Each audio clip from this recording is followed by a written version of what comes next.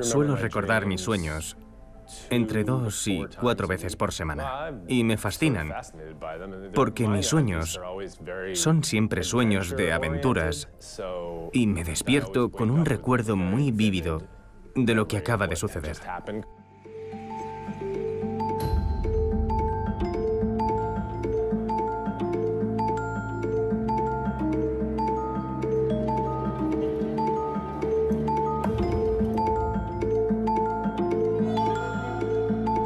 Me grabo a mí mismo y añado elementos al vídeo, cosas reales, nada de efectos especiales hechos por ordenador.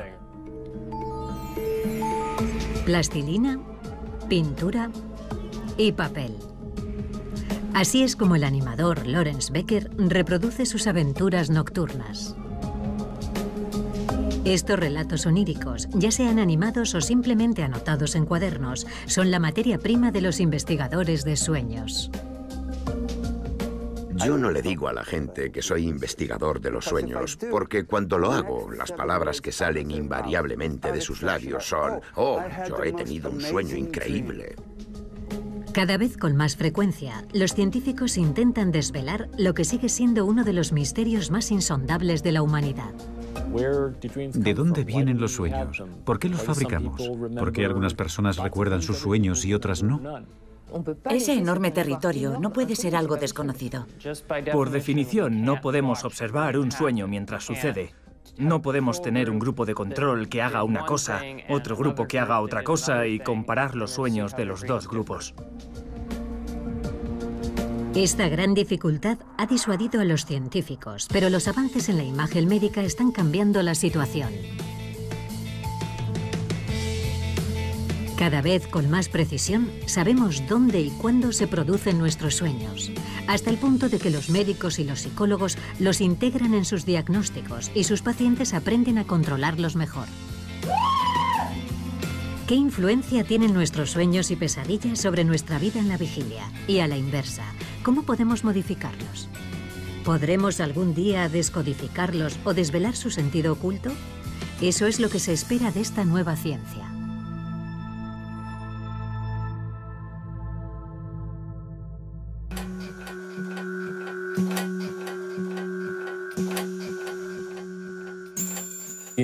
La interpretación de los sueños, el gran libro de Freud, comienza con uno de sus propios sueños.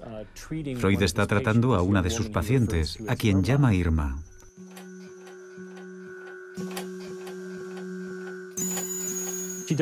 Irma no parece encontrarse bien, y el sueño termina cuando decide administrarle una especie de suero o medicamento. Cuando Freud se despierta, piensa que ha tenido ese sueño debido a su estado de inquietud. Y se pregunta por qué el tratamiento que está utilizando con Irma en la vida real no funciona. El deseo insatisfecho de su sueño es que, cualquiera que sea la causa de la enfermedad de la mujer, no es por su culpa. A comienzos del siglo XX, el neurólogo vienés Sigmund Freud publica La interpretación de los sueños, un trabajo de una resonancia colosal en el que desarrolla su famosa teoría del psicoanálisis. Era la primera vez que un médico decía que tenía interés en estudiar los sueños. Había psicólogos que se interesaban, había filósofos también, pero a Sigmund Freud se le atribuye el mérito de que los médicos comenzaran a pedir a sus pacientes que les contaran sus sueños. Freud creía que los sueños son la expresión de nuestros deseos inconscientes y que cuando nos vamos a dormir por la noche, nosotros vivimos en el mundo cotidiano civilizado y nuestros anhelos y deseos más primitivos y nuestras pulsiones animales debemos mantenerlos bajo control. Pero cuando nos vamos a dormir por la noche, nuestro control disminuye y esos deseos entran en acción. Un siglo más tarde, el psicoanálisis sigue siendo una referencia para muchos psiquiatras y psicólogos, pero cada vez más investigadores se atreven a cuestionarla. Los sueños desaparecen en cuanto nos despertamos, así que es una tarea difícil. Pero puedo decirle que las 2 últimas noches he vuelto a tener un sueño en el que duermo en una residencia estudiantil al principio del curso escolar. Tengo ese sueño constantemente y no sé por qué. Me resulta muy frustrante que mis sueños sean en periodos estresantes y que siempre intente resolver un problema que no existe. Eso me irrita cuando me despierto, porque he hecho un esfuerzo enorme para resolver un problema que no es real.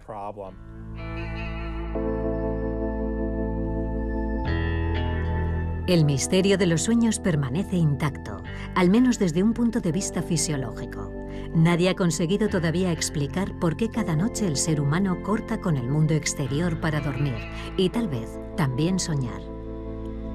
¿Por qué durante 7 horas de 24, casi una tercera parte de nuestra vida, nuestros ojos están cerrados, nuestra respiración se ralentiza y nada nos permite adivinar qué es lo que ocurre en nuestra mente?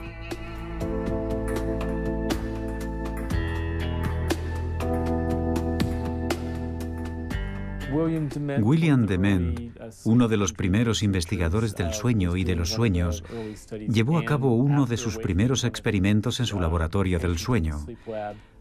Un paciente le cuenta al despertarse que ha soñado con un partido de tenis, mirando cómo la pelota pasaba de un lado a otro durante el juego. El relato se correspondía con el movimiento de los ojos registrado en el laboratorio mientras el paciente dormía. Y de ahí nació la idea de que los movimientos de los ojos durante la fase REM del sueño reflejan en cierta medida la experiencia visual del sueño. Para muchos, los sueños se siguen asociando a la única fase nocturna en que nuestros ojos se mueven, es decir, la fase REM. En el INSERM de Lyon, la neurofisióloga Perrine Ruby, al igual que otros investigadores de su generación, cuestiona esta hipótesis. Hay un 50% de sueños durante el sueño lento, la fase no REM, que son seguidos de un recuerdo de sueño, contra un 80% durante la fase REM. Existe una diferencia. Hay más recuerdos de sueño de la fase REM, pero se recuerdan también muchos sueños de la fase del sueño lento. La teoría de que solo se sueña durante la fase REM no funciona. Por tanto, no podemos contentarnos con estudiar la fase REM para comprender los sueños. En todo momento durante el sueño, el durmiente puede estar soñando. Esto complica la tarea de los investigadores, pero les ofrece también más posibilidades. Perrine Ruby y su equipo estudian el sueño largo profundo, una fase relativamente fácil de alcanzar por personas privadas de sueño, que deben dormirse mientras se someten a una resonancia magnética. Ahora está durmiendo. Vemos que la actividad de fondo se ralentiza en comparación con la vigilia. El electroencefalograma es la única referencia para saber en qué fase del sueño se encuentra el durmiente. Durante el sueño no REM, el cerebro pasa revista a los acontecimientos del día. Constatamos una actividad cerebral regular y repetitiva. Comienza en el hipocampo, una estructura situada en el interior del cerebro, cuya misión es la formación de los recuerdos. Así que pensamos que esta actividad cerebral corresponde a la transferencia de información del hipocampo a la corteza cerebral, donde se almacena nuestra memoria a largo plazo. Durante las diferentes fases del sueño, el hipocampo vuelve a activar las conexiones neuronales utilizadas durante la jornada. Por ejemplo, si el durmiente ha hecho footing, la zona encargada del análisis visual de la ruta se reactivará al mismo tiempo que la encargada de la flexión de las piernas o la de la respiración. Si se encontró con amigos, las neuronas de la conversación se animarán al mismo tiempo que las de la identificación facial o la escucha musical. Estas conexiones neuronales nocturnas son muy similares a las diurnas, con la salvedad de que no tienen ninguna repercusión física. La señal eléctrica queda bloqueada antes de su transmisión al sistema muscular. En el Hospital de la Pitié-Salpêtrière, en París, Isabelle Arnulf estudia a pacientes que sufren lesiones neurológicas. En su caso, la parálisis del sueño no funciona. Durante la noche, sus cuerpos permiten adivinar las acciones de la vida durante la vigilia. Estrechan la mano de un amigo o fuman su oxímetro como si fuera un cigarrillo.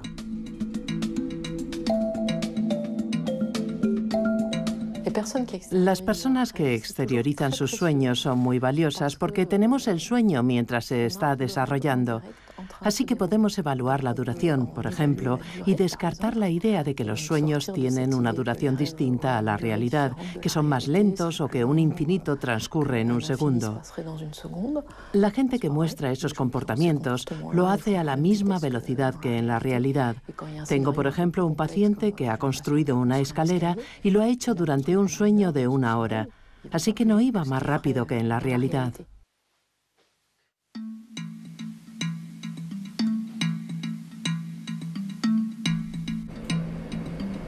Esta continuidad entre vida de vigilia y vida soñada constituye una de las hipótesis más comúnmente aceptadas por los investigadores. Hubo un participante que tuvo un sueño muy interesante durante la resonancia magnética, mientras dormía. Uno de los ciervos de la pradera, de detrás del centro, venía a golpear en la ventana con las patas para comer con nosotros. Comía con nosotros y luego era el ciervo quien le llevaba a la resonancia magnética.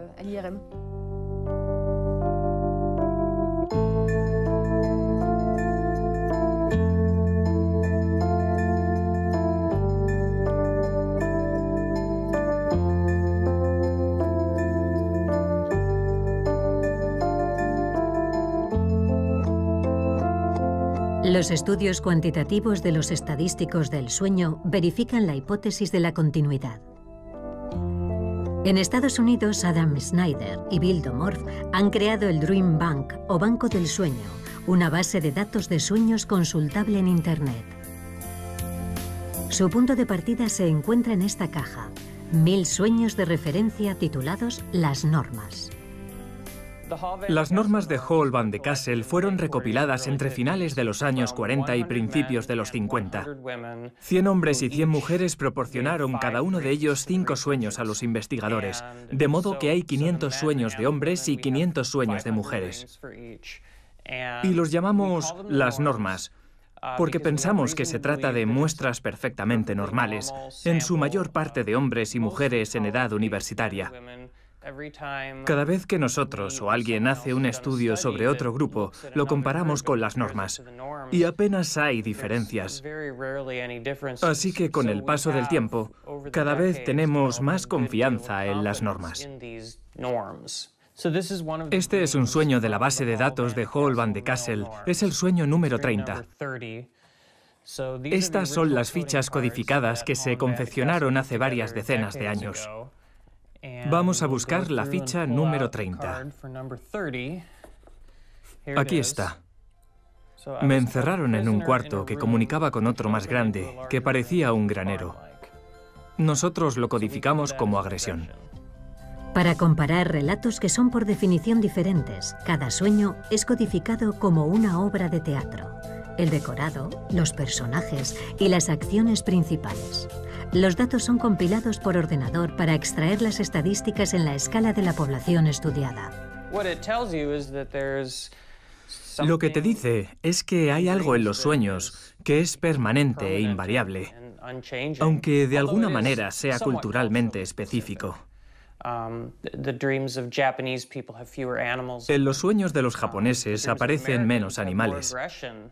En los sueños de los estadounidenses hay más agresiones que en otras sociedades occidentales. Y el hecho de que en los sueños de los estadounidenses haya más agresiones es una prueba de la hipótesis de la continuidad, porque la sociedad estadounidense es más violenta que la suiza o la francesa, por ejemplo. Así que estos pequeños detalles confirman la gran idea de que los sueños se enmarcan en una continuidad con la vida de vigilia.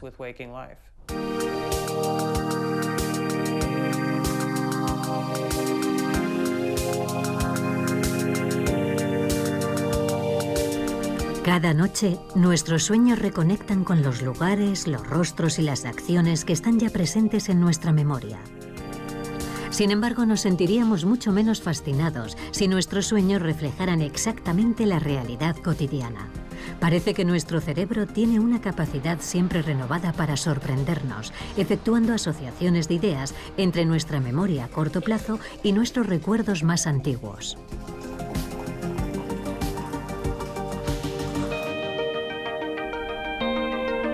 Los sueños del animador Lawrence Becker están sin duda más inspirados en su pasión por los cómics que en su vida cotidiana en Brooklyn.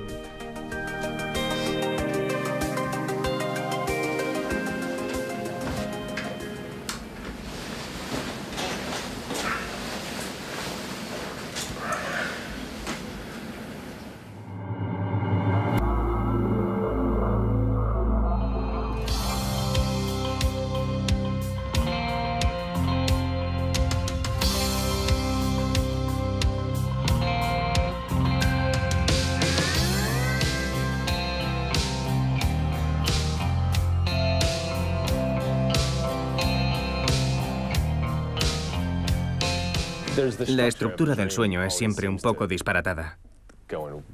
Parece lógica y luego de golpe todo se desmorona y se convierte en una estructura totalmente distinta.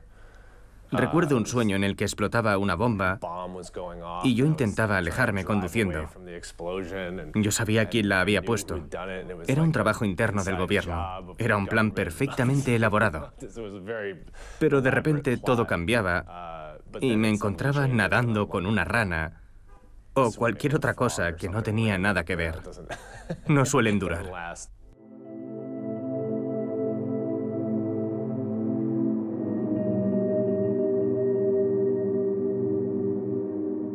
Friedrich August Kekulé era químico.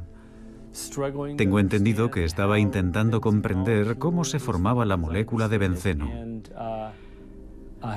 Pasaba gran parte de su tiempo de vigilia intentando encontrar una fórmula molecular químicamente estable. Un día Kekulé tiene un sueño.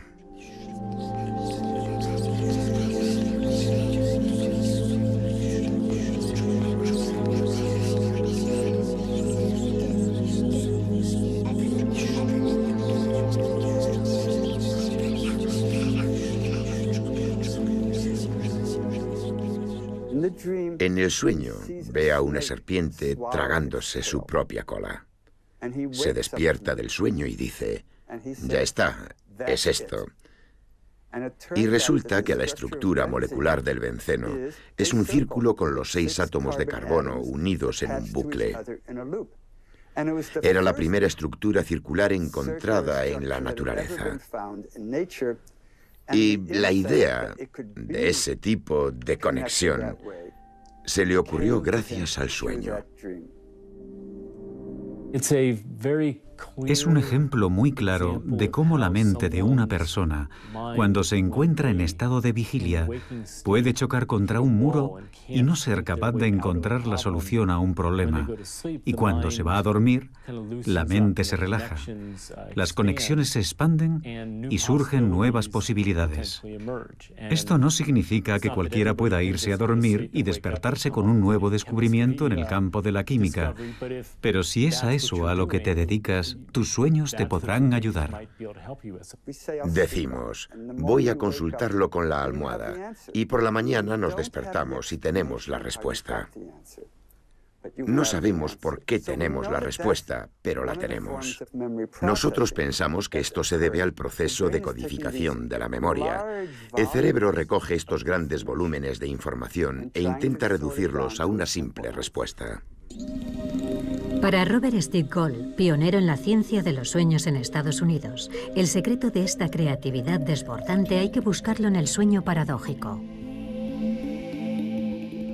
Cuando estamos en la fase REM del sueño, la parte del cerebro cuyo papel durante la vigilia es organizar los recuerdos e ir a buscarlos, la corteza prefrontal está prácticamente inactiva, lo que explicaría que nuestra actividad cerebral durante el sueño paradójico sea totalmente desorganizada.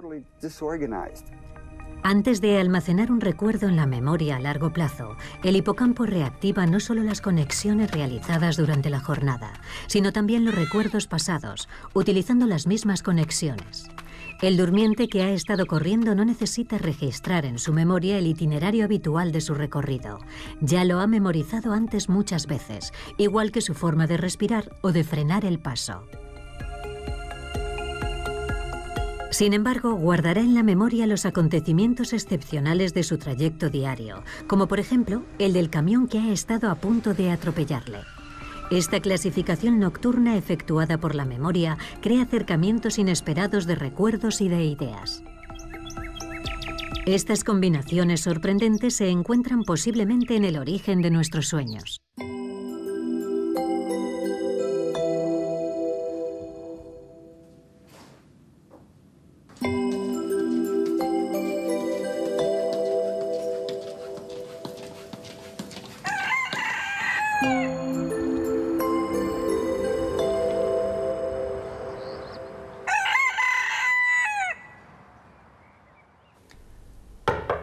¿Remy? ¿Remy? ¿Has conseguido dormir? Sí, sí.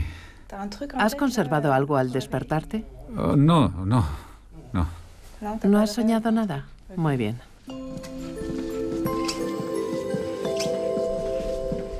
Para explorar el potencial creativo de nuestros sueños, sigue siendo necesario recordarlos. 648, 648 menos 8, 640, 640 menos 7, 633, 677... En Lyon, los equipos de la profesora Ruby despejan un terreno aún desconocido.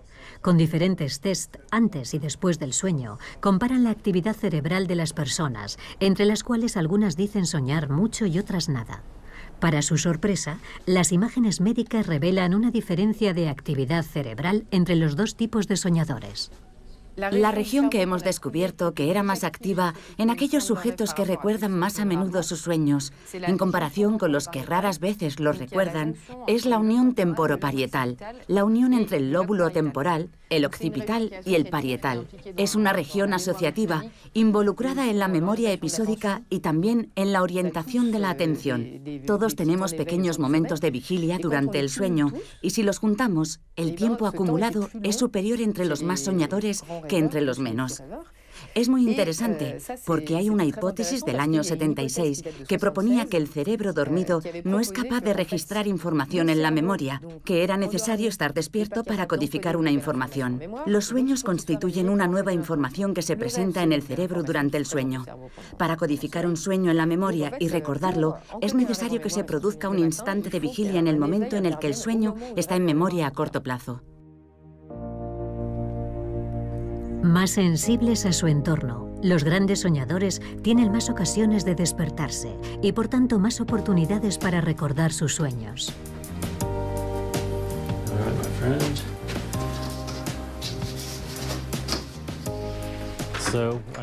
Aquí es donde guardo mis diarios de sueños. Están todos aquí. Se remontan al año 1981. Estos son los más recientes. Ahora tengo un enfoque más sistemático. Utilizo siempre los mismos. Los tengo en mi mesilla de noche y al despertarme escribo aquello que recuerdo. Y más tarde, a lo largo del día, lo paso todo a mi ordenador. Alguien que raras veces recuerda sus sueños puede empezar a elaborar un cuaderno de sueños. Lo pone al lado de la cama y todas las mañanas cuando se despierta, incluso cuando no haya soñado, y esto es muy importante, todas las mañanas cuando se despierta escribe: hoy no he soñado. Vaya, hoy no he soñado. Al cabo de 2 semanas de haber empezado el cuaderno de sueños, aumentarán ostensiblemente los recuerdos de los sueños por la mañana. Como si hubiera un componente de atención a la actividad cognitiva en marcha durante el sueño que le permite recordar mejor. No conocemos el mecanismo, sin embargo, funciona muy bien. Los diarios de sueños son la mejor fuente de reflexión sobre los sueños, ya que a menudo corresponden a experiencias vividas por un individuo. Y con el tiempo, el diario se convierte en una especie de comentario continuo que se superpone a los recuerdos de una persona sobre un período determinado de su vida. Este es un sueño en el que estoy leyendo algo acerca de los osos polares y de repente aparecen osos polares, pero también un puma y un lobo sobre una roca nevada. Me encuentro en una situación en la que debo matar al oso polar y luego experimento un sentimiento de culpabilidad terrible. Me sentía indignado conmigo mismo. En aquella época, yo buscaba formas de luchar contra mi propia agresividad.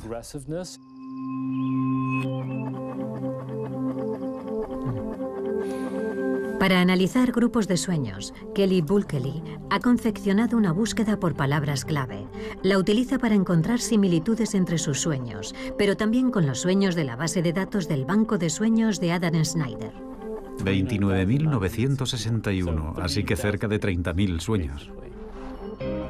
Actualmente está colaborando con desarrolladores informáticos para crear aplicaciones destinadas al gran público, que permitirían recopilar los sueños de la población a gran escala. La posibilidad de que la gente registre y estudie sus sueños es muy estimulante. Ya contamos con la tecnología para recopilar sueños, no solo de forma individual, sino a gran escala entre la población. Si la gente se presta a ello, evidentemente, podríamos reunir fácilmente cantidades ingentes de contenido onírico, un contenido de sueños que tendrían un efecto en los propios individuos, pero sobre todo en los humanos de una manera colectiva. Me intriga mucho lo que eso podría revelarnos. A lo mejor la gente descubre que tiene los mismos sueños que sus vecinos, por ejemplo, o quizá muy diferentes. Esa toma de conciencia, si conseguimos llevar a cabo este estudio y compartimos los resultados con la gente, podría modificar potencialmente las relaciones sociales. La perspectiva es fascinante.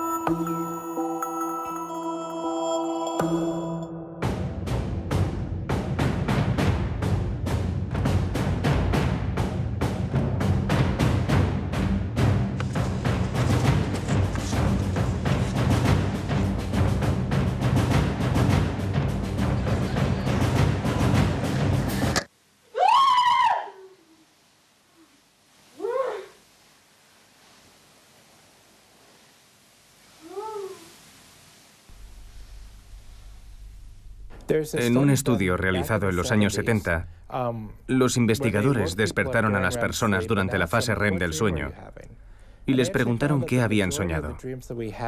Descubrieron que la mayoría de los sueños que tenemos son negativos, de modo que la gente que tiene sueños negativos con frecuencia son probablemente personas que se despiertan más a menudo que los demás durante el sueño.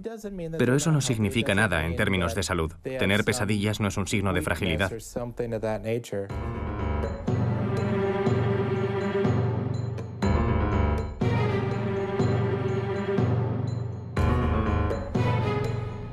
Por lo tanto, no tiene nada de anormal soñar que nos persiguen bolas de nieve o que luchamos contra pterodáctilos en mitad de la noche.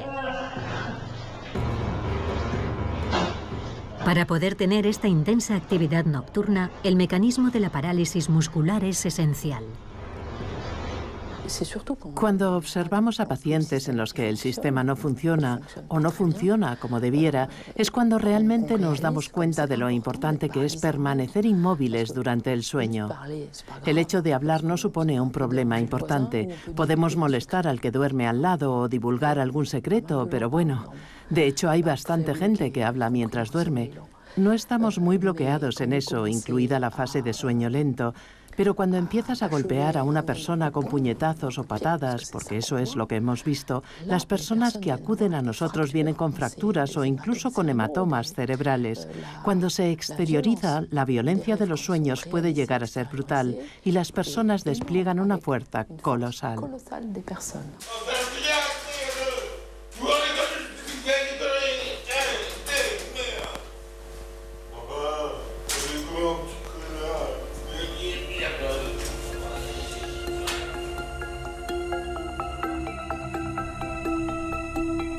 La violencia que exteriorizamos durante la fase REM no va acompañada de un aumento en la frecuencia cardíaca, a diferencia de lo que ocurre durante la vigilia. Y todo se explica por la activación, junto con el hipocampo, de la amígdala, la sede de nuestras emociones. Si exponemos a una persona a imágenes desagradables antes de dormir, imágenes de amputaciones y cosas por el estilo, o serpientes, y luego volvemos a exponerlos a ellas a la mañana siguiente después de dormir, eso no reactiva las regiones de las emociones en una segunda lectura. Mientras que si mostramos a la persona esas mismas imágenes por la mañana y de nuevo por la noche sin haber dormido entre medias, eso resucita exactamente las mismas emociones. Así que el sueño tiene un efecto desensibilizador sobre las emociones. Las personas más o menos saludables, es decir, aquellas en las que las pesadillas juegan un papel positivo, después de vivir una experiencia estresante, suelen tener un sueño relacionado con dicho evento, que les permitirá digerir ese mal recuerdo durante el sueño. Es lo que ocurre en la mayoría de las veces. Voy a contarles un sueño que tuve después de evitar por poco un accidente de tráfico. Esa misma noche soñé que estaba en un parque de atracciones con mi hijo Adam, montando en los coches de choque. Mi hijo conducía y mientras chocábamos contra los otros coches, yo le decía, no me gusta, me siento a disgusto, no quiero estar aquí. Y normalmente me gustan los coches de choque. Cuando me desperté, me eché a reír y pensé, acabo de soñar con el accidente que estuve a punto de tener. Pero en mi sueño no se hacía la menor referencia a ese recuerdo. Solo lo recordé una vez despertado. En el sueño ni siquiera lo relaciono con el accidente. Es como si estuviera soñando con ese accidente, pero mi cerebro me prohibiera activar ese recuerdo.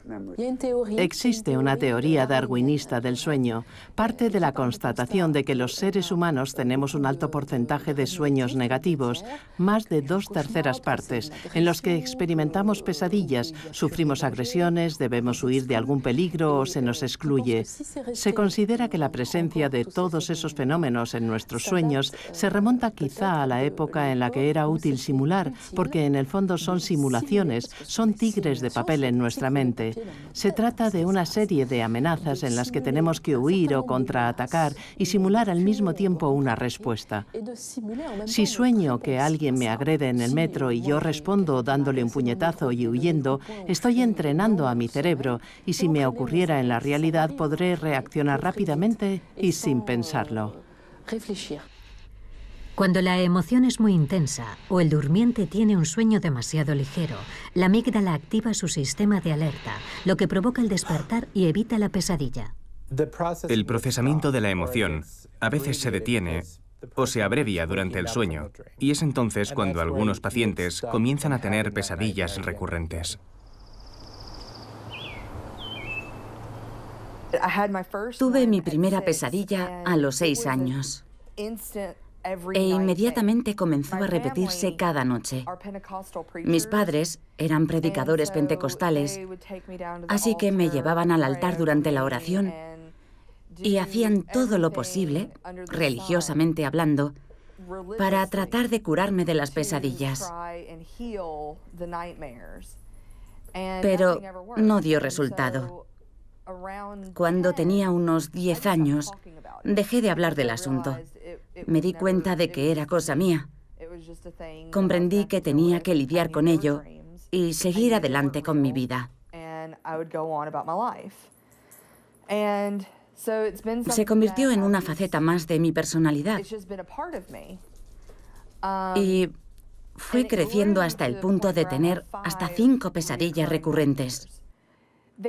En esas pesadillas me separaba de mi familia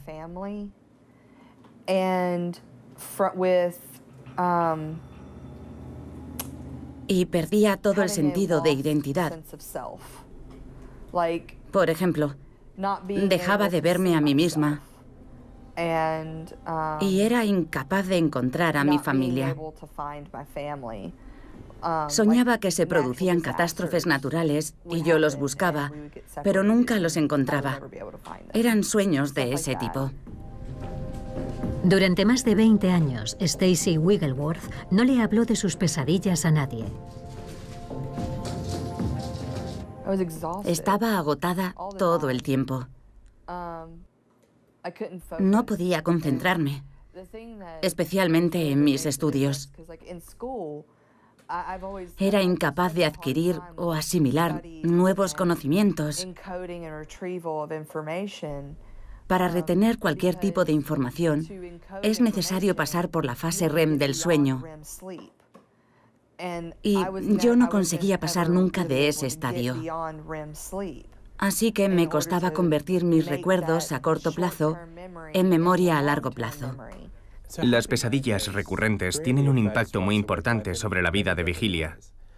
Afecta a nuestra capacidad de pensar y procesar información. También afecta a nuestra capacidad de relacionarnos con los demás y disfrutar del presente.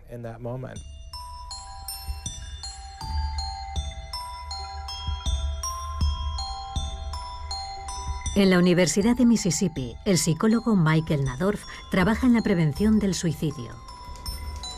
Para comprender mejor a sus pacientes, muchos de los cuales son militares y sufren de estrés postraumático, ha investigado sobre las pesadillas.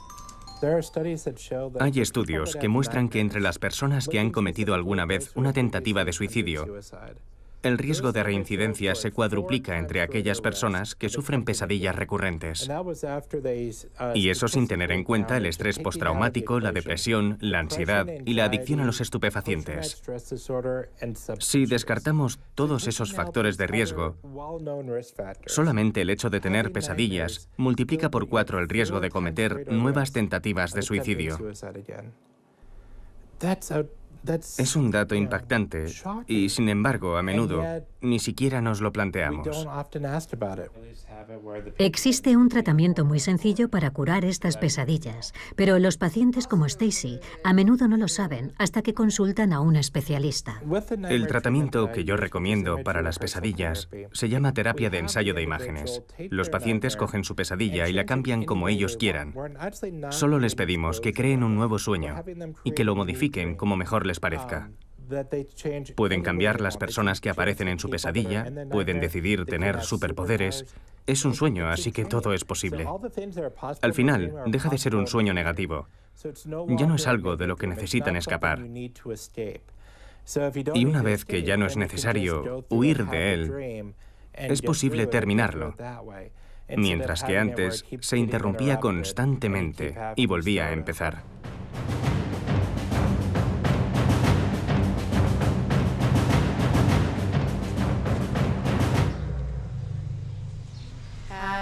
Una vez reescrito el guión de su sueño con un final feliz, el paciente visualiza las nuevas escenas. Comencé el tratamiento justo después de cumplir los 30 años. Empecé a reescribir mi sueño y ahora cada noche, antes de acostarme, releo la nueva historia del sueño.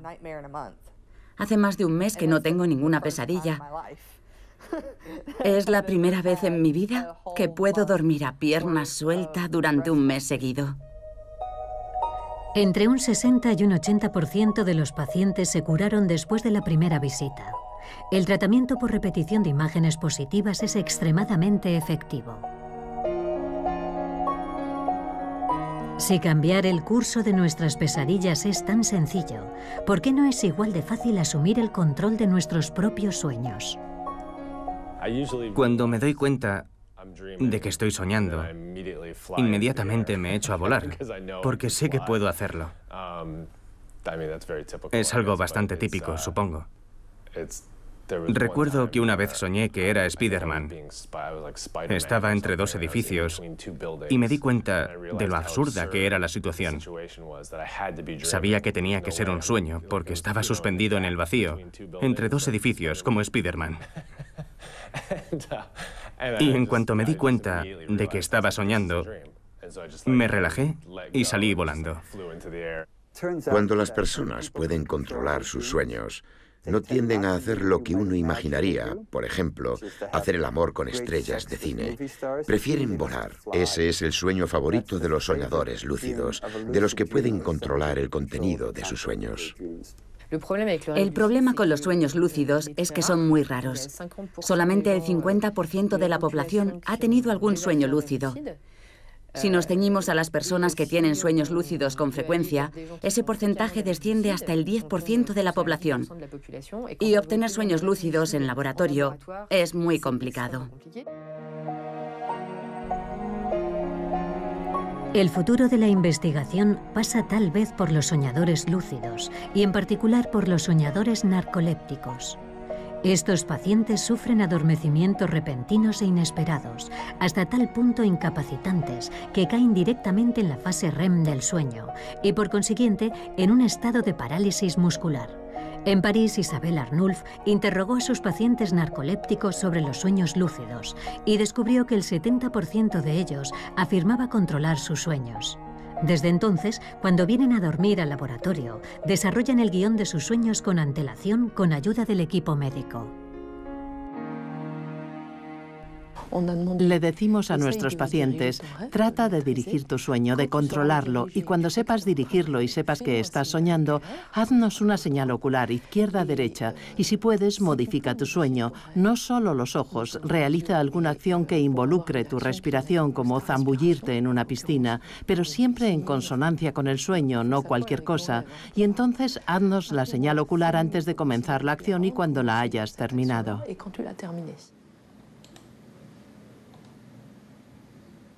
La persona está despierta y paulatinamente en 1 minuto o minuto y medio, en realidad bastante rápido, se duerme. Y vemos cómo el tono se detiene y entra directamente en la fase REM y entonces nos hace la famosa señal ocular izquierda-derecha, izquierda-derecha.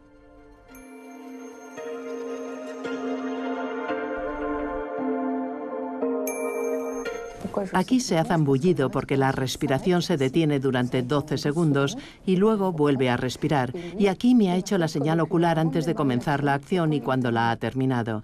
Con esta paciente avanzaremos mucho más rápido que con otros que no saben cómo hacerlo. Es difícil hacer eso. La investigación sobre los sueños lúcidos está aún en pañales, pero es prometedora. Los narcolépticos podrían actuar como exploradores en el mundo de los sueños y ayudarnos así a comprender mejor sus características. En la Escuela Médica de Harvard, los equipos del profesor Steve Gold investigan otras pistas. Controlar los sueños no es muy saludable, porque impedimos a nuestro cerebro hacer lo que quiere hacer. Ahora los investigadores más avanzados salen del cerebro y prefieren las simulaciones informáticas. Anna Shapiro ha programado una red neuronal artificial capaz de retener y organizar la información que se le suministra. Funciona en el ordenador con diferentes programas. Es una versión resumida de las interacciones que se producen en el cerebro, tal como lo conocemos. Conocemos el hipocampo, conocemos los neocórtex, sabemos que hay córtex cerebrales asociados y sabemos que están todos conectados y qué tipo de actividad hay entre ellos. La verdadera cuestión es, ¿podemos conseguir que nuestra red neuronal artificial adopte el mismo comportamiento que la de los seres humanos? Pedimos que retengan en la memoria determinados objetos y estudiamos cómo sus recuerdos cambian después del sueño. Y tratamos de reproducir los mismos experimentos con el modelo informático.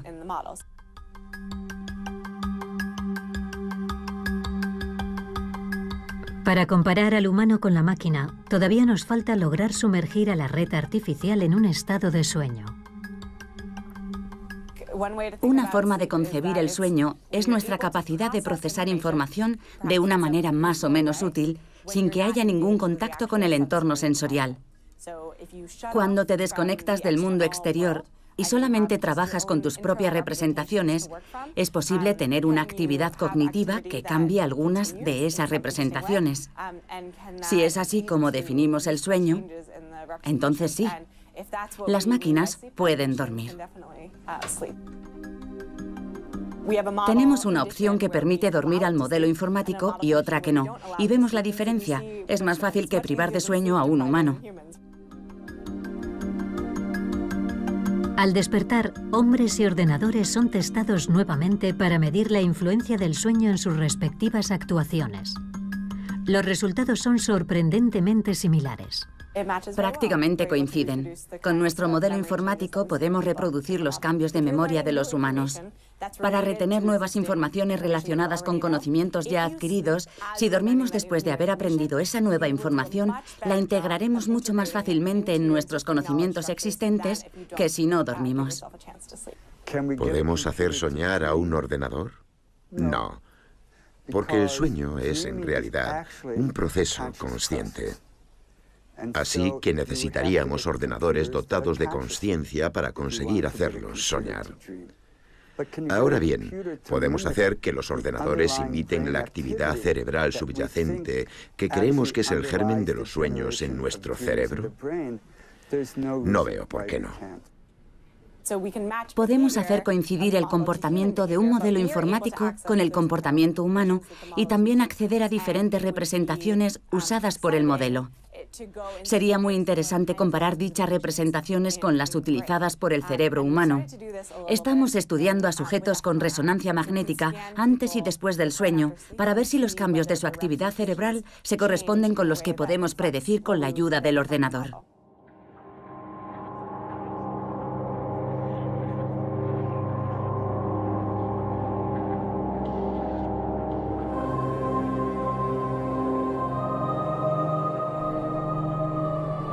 Hace algunos años, un equipo de investigación japonés liderado por Yukiyasu Kamitani desarrolló una máquina para descifrar los sueños. Primero registraron la actividad cerebral de los sujetos en estado de vigilia, mientras visualizaban algunas imágenes. Luego, les pidieron que se durmieran mientras se les sometía a una resonancia magnética.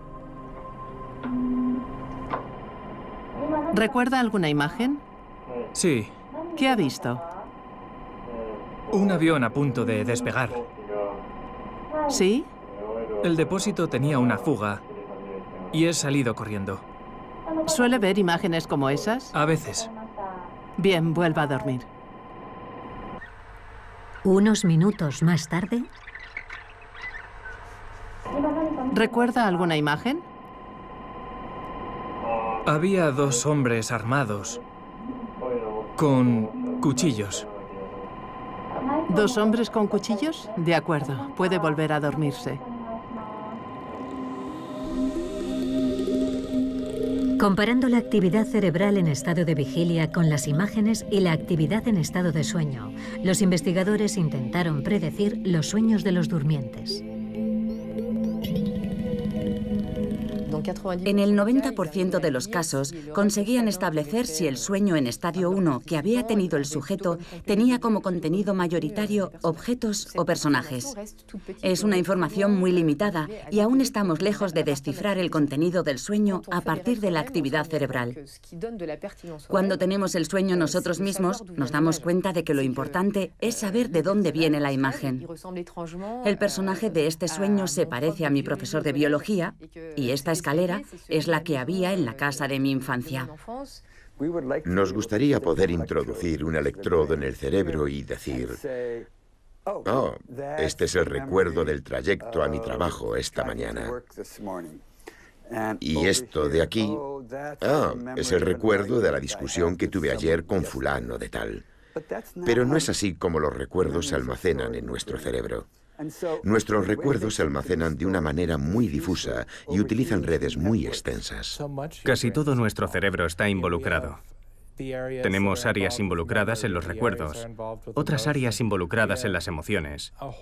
Tenemos zonas muy diversas que nos permiten aprender nuestra vida cotidiana. Y todas estas áreas están activas al mismo tiempo. Es una experiencia interconectada. No es el trabajo de una sola zona. Y es lo que hace que los sueños sean únicos. A menudo sueño que juego al baloncesto o al béisbol y la pelota o cualquier otro accesorio del equipo no son los apropiados. Ya no los practico, pero jugué mucho cuando era niño. Y en los sueños, mi imaginación parece decirme, lo que estás viviendo ahora se parece a lo que sentías cuando jugabas al baloncesto o al béisbol. Lo que somos hoy está conectado con lo que éramos en el pasado, y los sueños están ahí para recordárnoslo.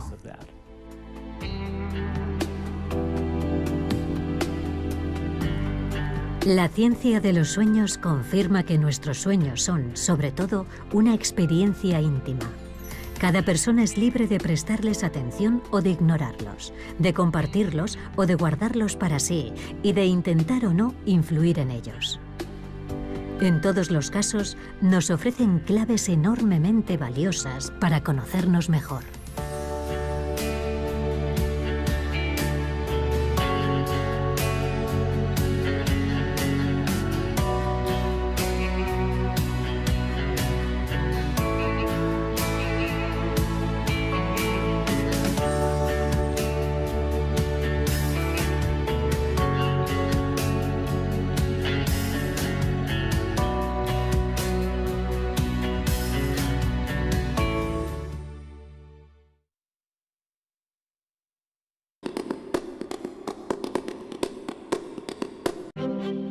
La fotografía de conflictos nos acerca a las raíces de los enfrentamientos más importantes de nuestro tiempo, ya sean guerras, violencia de género, violación o peleas entre bandas.